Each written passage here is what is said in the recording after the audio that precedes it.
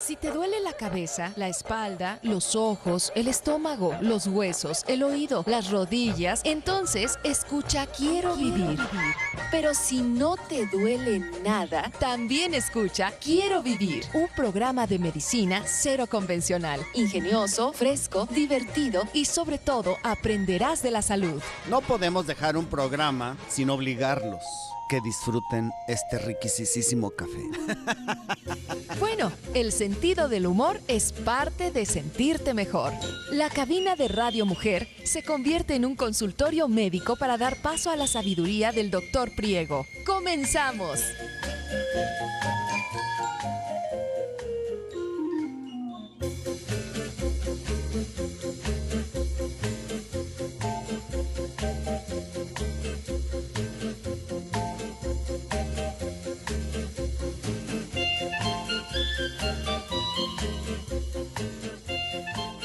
Bienvenidos a este su programa Quiero Vivir. Yo soy el doctor Gilberto Priego y hoy, como todos los días, primero dándole gracias a Dios nuestro Señor de haber despertado y haber despertado con bien, te doy a ti la más grata y cordial bienvenida a este tu cachito de medicina, tu segmento en donde lo único que queremos es que aprendas medicina por el simple hecho de aprender, punto y se acabó.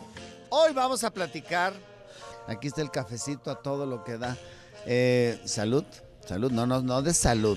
Usted tómese su cafecito. Acuérdese que la bebida regalo de los dioses es el café.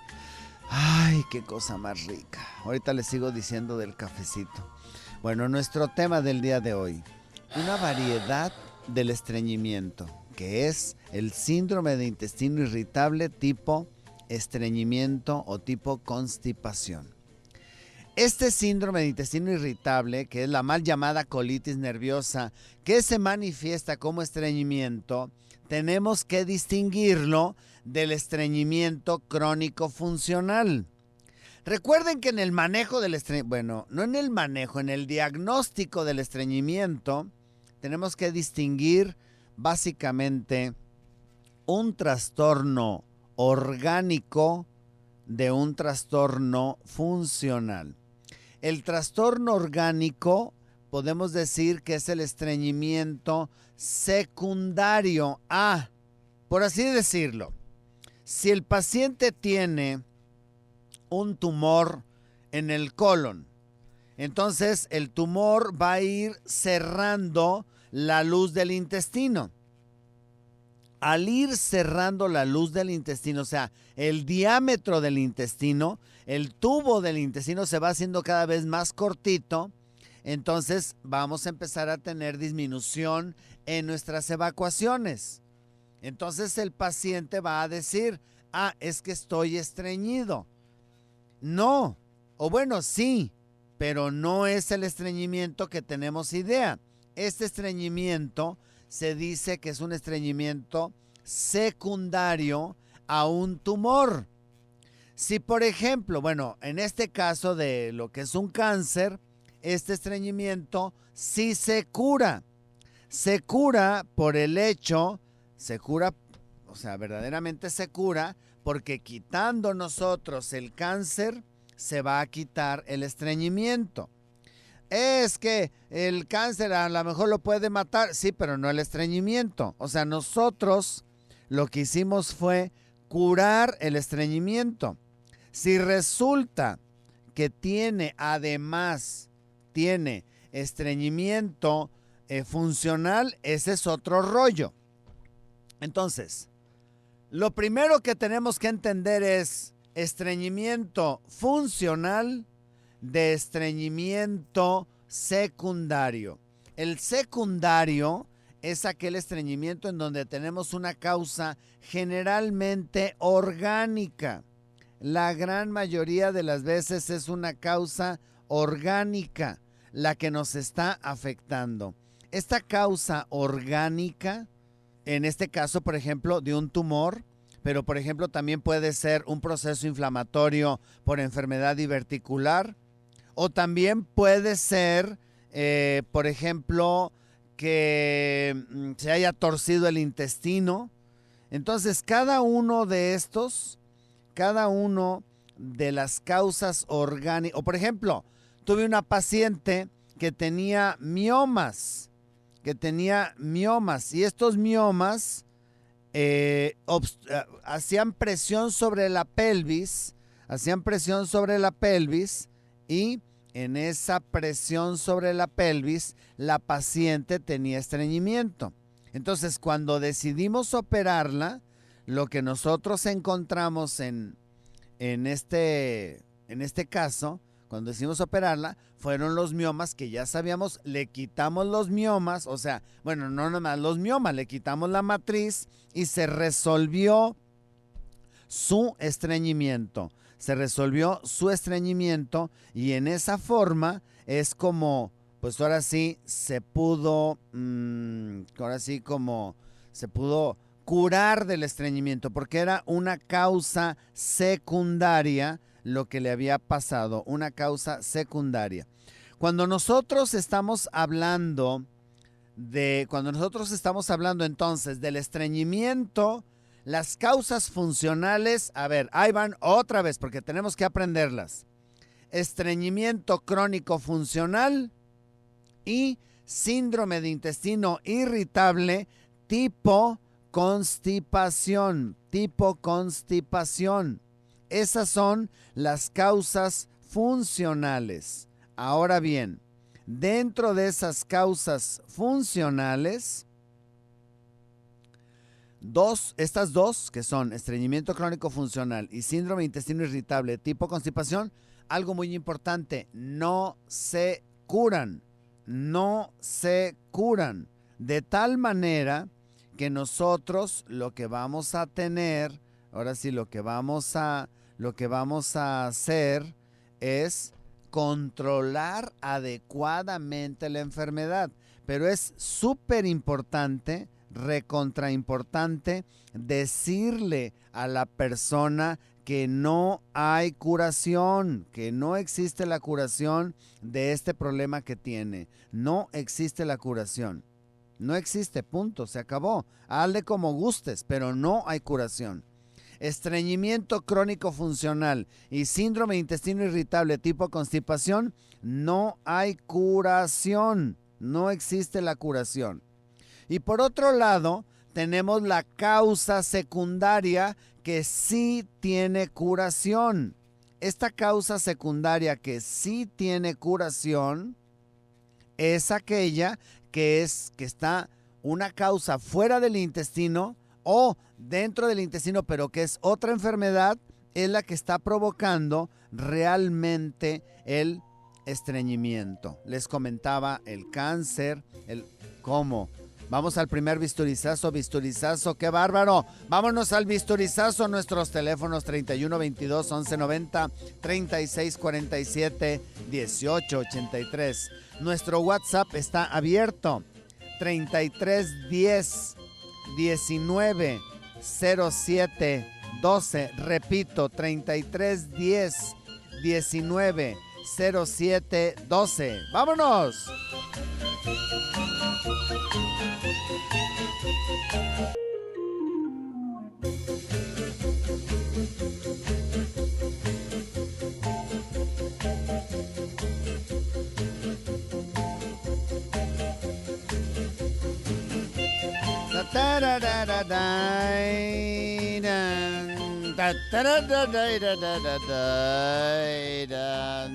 ¿Ya no quieren hacer ejercicio?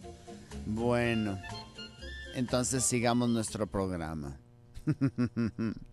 Déjenles platico que en este síndrome de intestino irritable tipo constipación y el estreñimiento crónico funcional representa, ¿qué les diré? Yo creo que de las enfermedades del colon que llegan a mi consulta, no les puedo decir, yo que más de la mitad. Más de la mitad las personas llegan con este problema. Más de la mitad. Y sobre este problema, por así decirlo, de esta enfermedad, imagínense, del global de la consulta de gastro, el colon representa la mitad. Entonces estamos hablando de que del global de toda la consulta que hay en mi consultorio, tanto de pacientes quirúrgicos como de pacientes, ahora sí, no quirúrgicos, pues es un titipuchal. El 30% que estén así, pues es muchísimo, muchísimo paciente.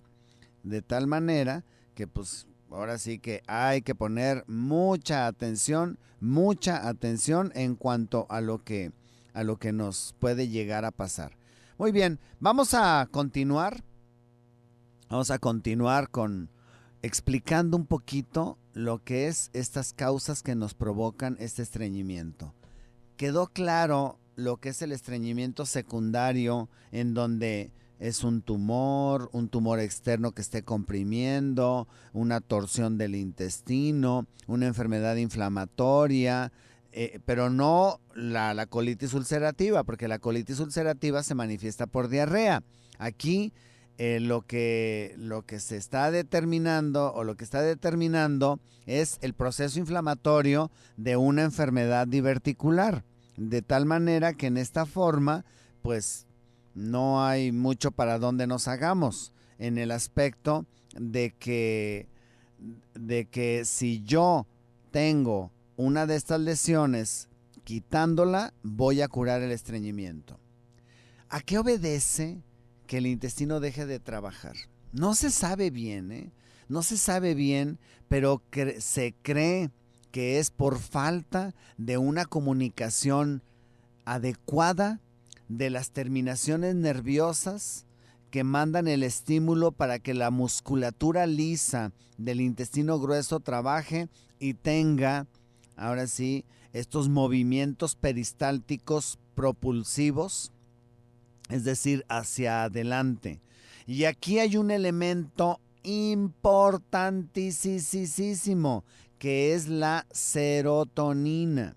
La serotonina, que su nombre bioquímico es 5-hidroxitriptamina. Hay varios tipos de serotonina, pero la que propulsa esta serotonina, la que hace la propulsión del intestino, está deficiente, está en unos niveles muy bajos. Por lo tanto, la comunicación entre el nervio y la fibra muscular, pues prácticamente está nula. No la podemos nosotros captar como tal. De esta forma, el intestino se lentifica, o sea, no trabaja en una forma adecuada.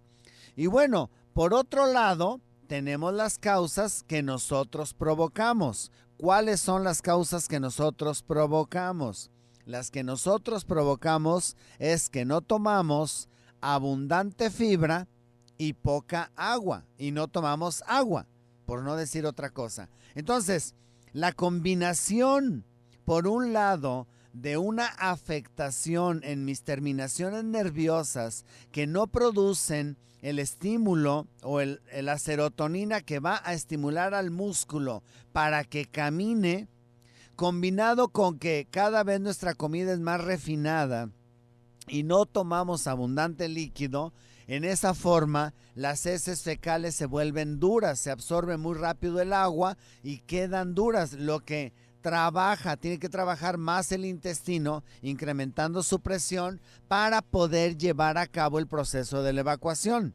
Entonces es una combinación de factores. También, ¿de dónde viene que no tengamos una buena comunicación entre la serotonina o la producción de serotonina para que el paciente pueda llevar a cabo este movimiento propulsivo de su intestino?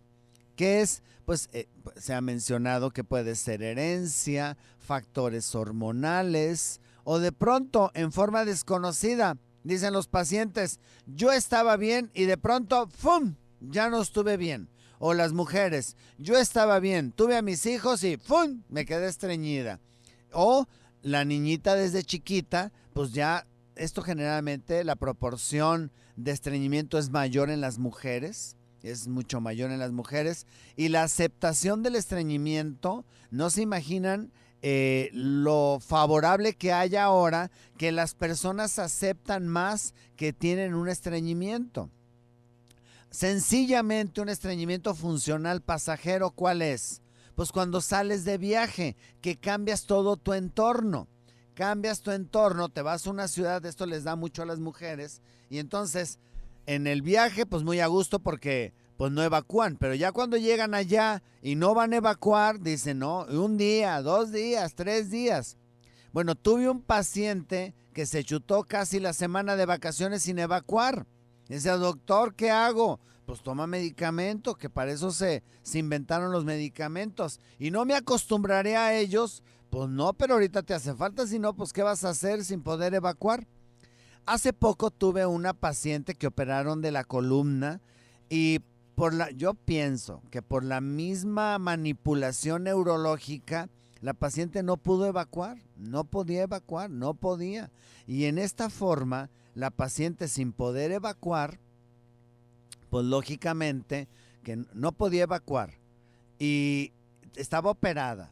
Entonces los enemas le lastimaron su ano y ya estaba con el dolor, pobrecita pues, hasta que la tuvimos que dormir y ahora sí, en forma digital, eliminar todo el excremento que tenía en el ámpula rectal y dormida poderle poner un enema para que pudiera evacuar. En esa forma fue como ella descansó, pero lógicamente aquí yo siento que fue por la manipulación neurológica que hicieron en su cirugía de columna. Pero bueno, ¿cómo puedo yo definir el estreñimiento? Porque el concepto de estreñimiento es totalmente diferente entre lo que piensa el paciente y lo que pensamos los médicos. ¿Por qué? Porque yo, por ejemplo, para diagnosticar un estreñimiento crónico funcional, se tienen que dar condiciones en tiempo, en forma y en frecuencia. ¿Cómo que en tiempo? Así es. La enfermedad tiene que estar presente mínimo 6 meses antes del diagnóstico. Un paciente que a mí me llega con estreñimiento de 1 mes, tengo que investigarlo. ¿Qué está pasando? Porque antes estabas bien y ahorita estás mal.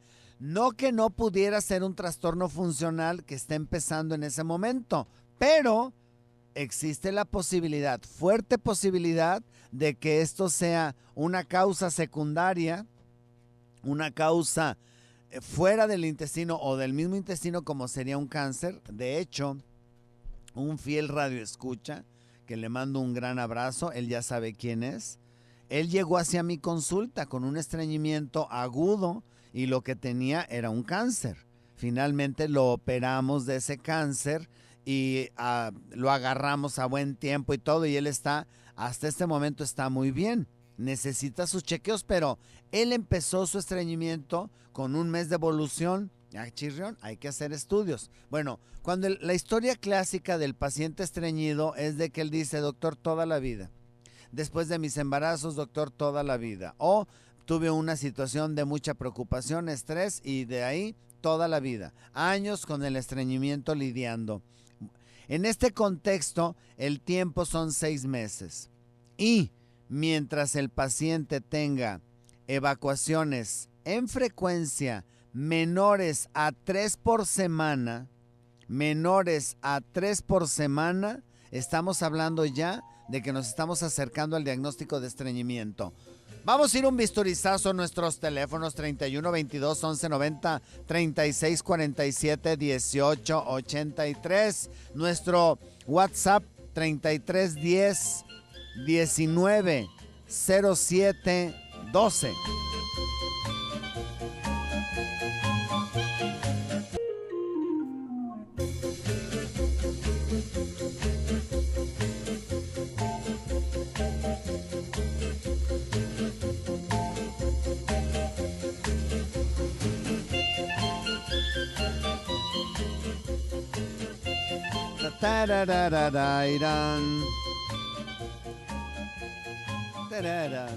Ya estamos aquí de regreso en su programa Quiero Vivir.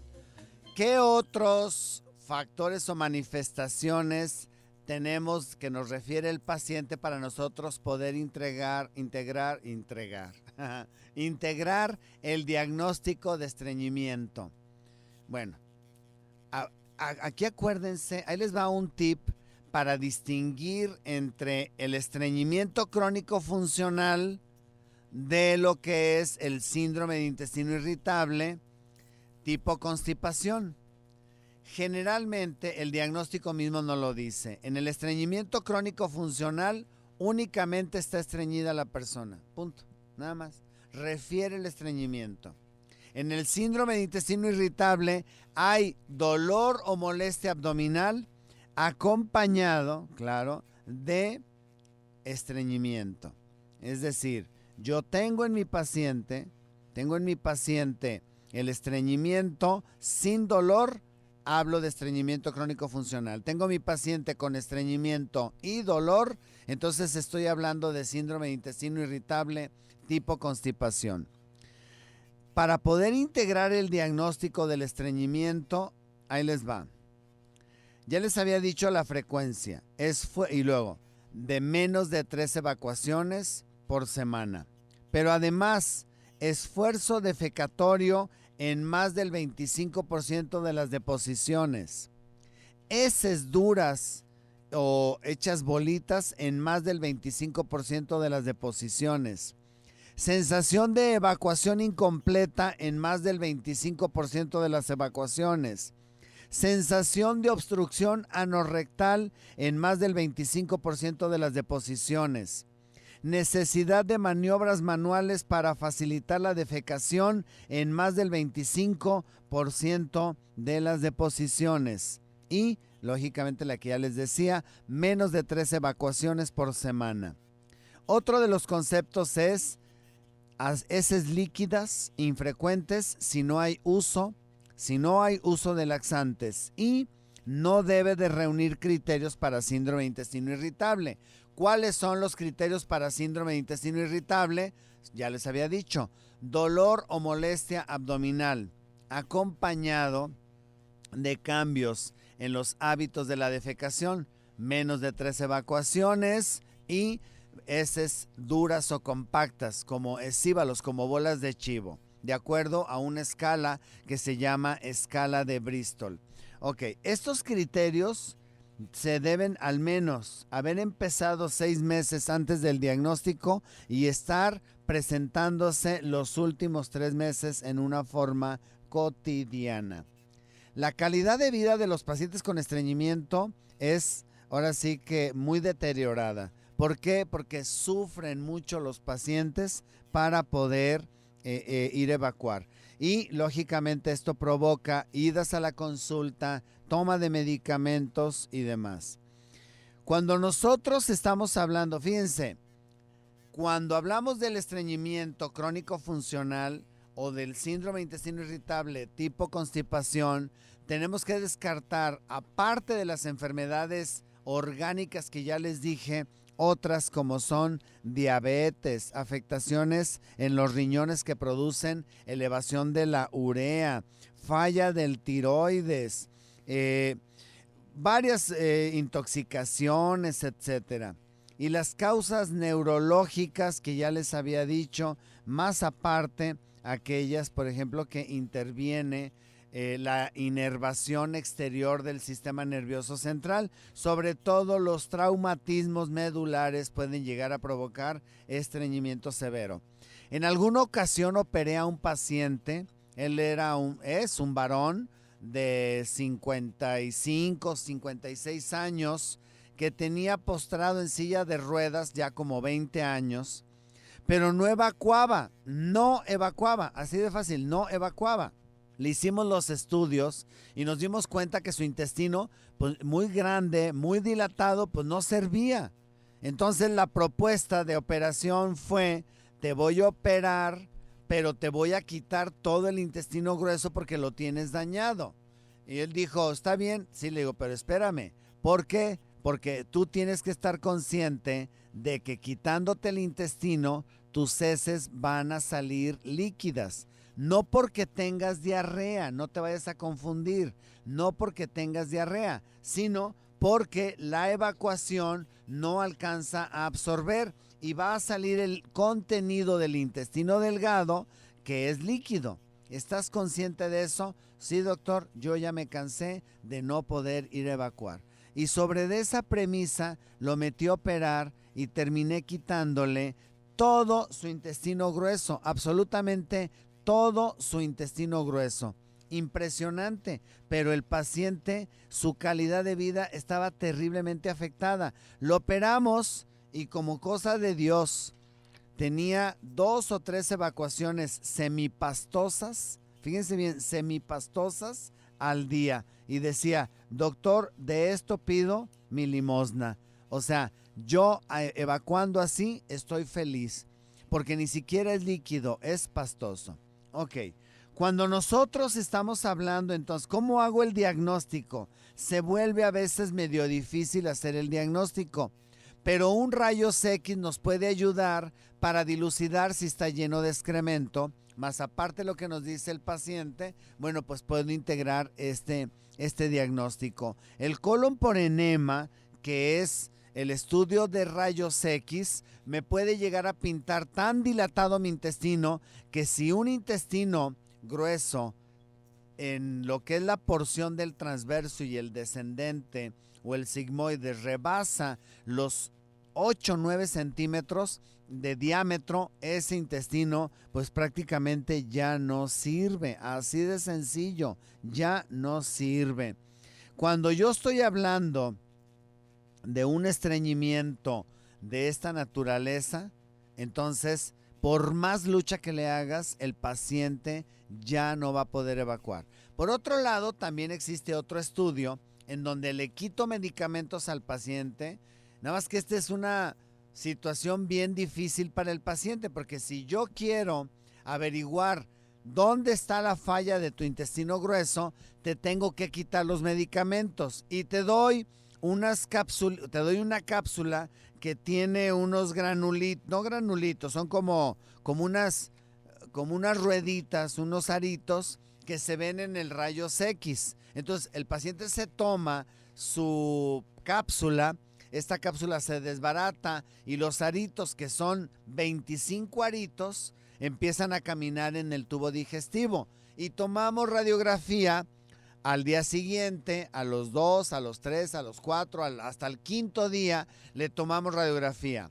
Si más de la mitad de los aritos que tiene la cápsula siguen presentes, con eso integramos el diagnóstico de un estreñimiento severo de nuestro paciente.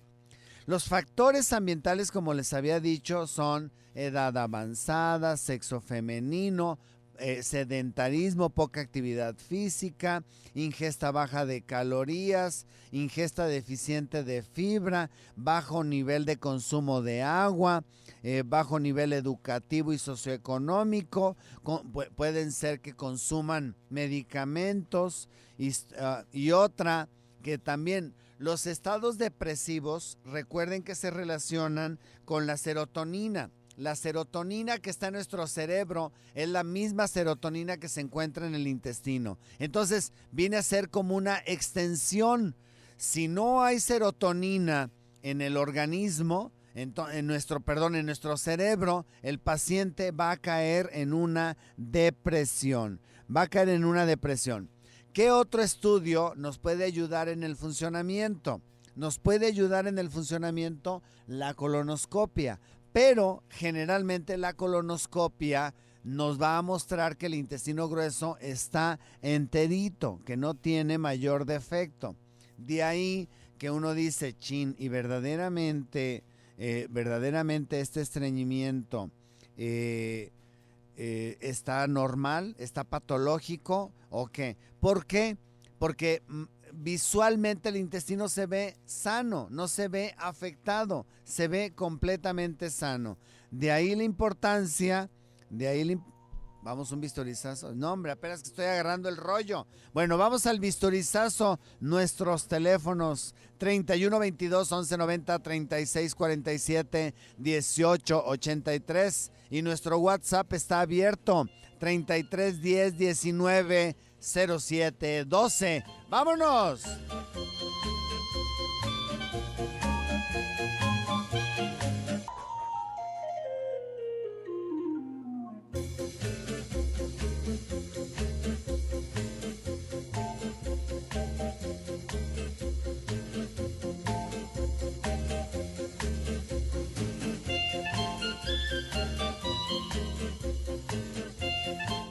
El siguiente estudio que prácticamente es obligado a hacer en los pacientes es la manometría anorrectal. Y también se puede hacer un estudio de la motilidad colónica indirecta, pero pues ya son estudios mucho más difíciles de poderlos hacer. Y bueno, finalmente los pacientes no crean que es tan fácil hacer el estudio, porque tengo que suspenderle toda la medicación y estreñirlo. Entonces el paciente le tiene pavor a estreñirte, o sea, le tiene así, pero pavor que se vaya a estreñir. Ok, ¿qué es lo que tenemos que hacer primero con un paciente que tiene síndrome de intestino irritable, tipo constipación o estreñimiento crónico funcional? Lo primero es educarlo, o sea, hacerle ver que lo que tiene no se cura, se controla, punto. Se controla, no se cura. Decírselo. ¿Por qué? Porque generalmente llegan a mi consulta, es que mire, ya visité 5 médicos y mientras me dan la medicina estoy bien, pero dejo la medicina y me pongo mal. Y entonces yo dije, es un mal médico porque entonces nada más me está queriendo vender la medicina. Y generalmente son médicos generales que no saben explicarle al paciente que lo que tienen no se cura y que no está en ellos determinar si va a haber un alivio o no, y que los medicamentos son para un buen control, pero no sé por qué el médico no le dice al paciente. Entonces cuando llegan conmigo, pues es como un shock, es como un shock. ¿Cómo que no se cura? Es que no me lo habían dicho. Pues ahí sí, yo ya te lo estoy diciendo. Esto no se cura. Lo vas a tener toda la vida, con crisis, con bajones y lo que tú quieras, pero lo vas a tener toda la vida. El uso de laxantes, bueno, antes del uso de laxantes tenemos que mejorar la dieta. Hay que mejorar la dieta, hay que dar alimentos altos en contenido de fibra. Hoy ya tenemos listas completas de lo que son las fibras como tal que se encuentran en cada uno de los alimentos. Estos alimentos altos en fibra, por ejemplo, los cereales, todo lo que tenga fibra, por ejemplo, comer piña con todo y el gabazo, naranja con todo y el gabazo, etcétera. Estos, así es como por ejemplo la papa, cómetela con cáscara. Y la zanahoria no, pero la papa sí. O por ejemplo, el chayote sin la cáscara, pero tiene mucha fibra el chayote. Entonces vamos buscando, y esto lo manejan las nutriólogas, vamos buscando que mi alimentación me ayude lo más que se pueda. Cuando ya no se puede, entonces lo que tenemos que usar es el uso de laxantes, así. Cada día tenemos más uso de laxantes y tenemos agentes formadores de volumen. Muchos pacientes no se sienten a gusto con el suplemento de fibra en la dieta. O sea, no, es que tengo que comer mucho y no me siento bien. Y el médico acaba prescribiendo medicamentos formadores de volumen. Este grupo se llama mucílagos y tenemos 2 tipos: aquellos procedentes de plantas del género plántago y de algas marinas agar-agar, y otros derivados como la metilcelulosa y la carboximetilcelulosa, pero estos derivados ya son sintéticos, para que no se me vayan a confundir. Luego estos se van incrementando poco a poco. Y luego tenemos los laxantes osmóticos. Aquí se trata de sales que lo que hacen en esta limpieza intestinal es agarrar los líquidos y todos los contenidos de electrolitos y jalar líquido para producir no una diarrea. Aquí es donde tenemos que graduar, no producir diarrea. Porque si yo incremento la dosis, voy a incrementar la posibilidad de diarrea, sino llegar a la media para nosotros poder tener una evacuación. Son, por ejemplo, las sales de magnesio o de sodio. Esta última se reserva para, ahora sí, como enema evacuante para la limpieza intestinal antes de un enema varitado o de un estudio colonoscópico.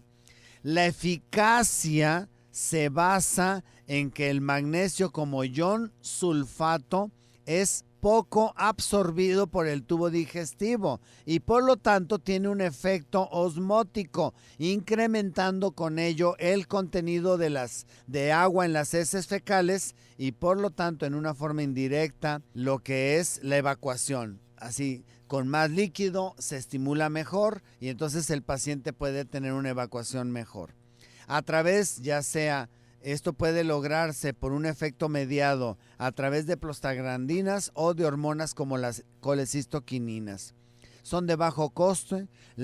Ahora sí, la Asociación Americana de Gastroenterología los recomienda como primer paso cuando las medidas de la dieta, de hacer ejercicio, de tomar mucha agua no han sido suficientes. Ahora bien, vienen los azúcares no absorbibles. Estos son el manitol, el sorbitol, la lactulosa, el lactitol y el polietilglicol. Polietilenglicol. Este es el que recomienda la Asociación Mexicana de Gastroenterología. Estos azúcares no absorbibles, al llegar al colon intactos, son metabolizados por las bacterias del colon, formando por un lado ácidos grasos de cadena corta que tienen un efecto osmótico, es decir, no se absorben y chupan agua, y estimulantes a la vez de la motilidad. Y por otro lado, anhídrido carbónico, que es el responsable de uno de los efectos secundarios de estos fármacos, que ¿cuál es? Los gases, la flatulencia, los gasecinos ninjas. Por la gran aceptación que tiene con los pacientes, destacan sobre todo la lactulosa, la metilcelulosa y el polietilenglicol. Por ejemplo, es un medicamento que incrementando la cantidad podemos llegar a tener una buena limpieza intestinal. También, lo que les digo, se utiliza como preparación para lo que es los estudios varitados o los estudios endoscópicos. Luego tenemos los agentes de contacto. Estos ya son laxantes estimulantes. Los agentes de contacto, también denominados laxantes estimulantes, actúan sobre el plexo mientérico, activando la peristalsis y promoviendo la secreción de agua y electrolitos. De estos, por ejemplo, están el zen, la cáscara sagrada, el aloe y los polifenólicos, fenolftaleína, bisacólido y picosulfato sódico. No se sabe si hacen efecto o no, pero no se recomienda el uso frecuente o prolongado de estos porque pueden causar trastornos hidroelectrolíticos. Luego tenemos los agentes emolientes, que son los que reblandecen las heces. En este grupo se incluyen el dioctil sulfosuccinato sódico, también llamado docusato sódico, y los aceites minerales, incluyendo el aceite de parafina. Actúan como detergente, favoreciendo la mezcla del componente graso de las heces con el componente hidrófilo. El resultado es un reblandecimiento de las heces, por lo que resultan benéficos sobre todo para los pacientes que están en cama, ya sea enfermos o ancianos o que tengan episodios de impactación fecal, precisamente por lo que son aceites. En especial el aceite de la parafina ejerce un efecto lubricante para que se puedan deslizar las heces. Cuando se administran aceites minerales, aquí existe el riesgo de una neumonitis por aspiración. Aguas con este tipo de pacientes. Ahora, cuando usamos laxantes de contacto puede ocurrir una melanosis. Se nos acaba el tiempo, pero ¿saben qué? Vamos a hacer una segunda parte con esto del tratamiento. Esta es la primera parte nada más del tratamiento, porque enseguida vienen los enemas, vienen los supositorios y ya viene el tratamiento médico integral, en donde ya usamos medicamentos, por ejemplo, de la serotonina. El tiempo se nos fue rapidísimo. No me queda más que decir gracias. Ahí estuvo el buen Toño y David en los controles, Jesse en el teléfono, Rosy en la producción y un servidor Gilberto aquí en la conducción. Recuerda, Si tu médico te prohíbe el café o el chile, no le hagas tanto caso, que no hay evidencia científica de que hace daño. Pero si tu médico no cree en Dios, te pregunto, ¿qué estás haciendo ahí? Cambia de médico. Yo soy Gilberto Priego, nos escuchamos mañana. Que Dios te bendiga.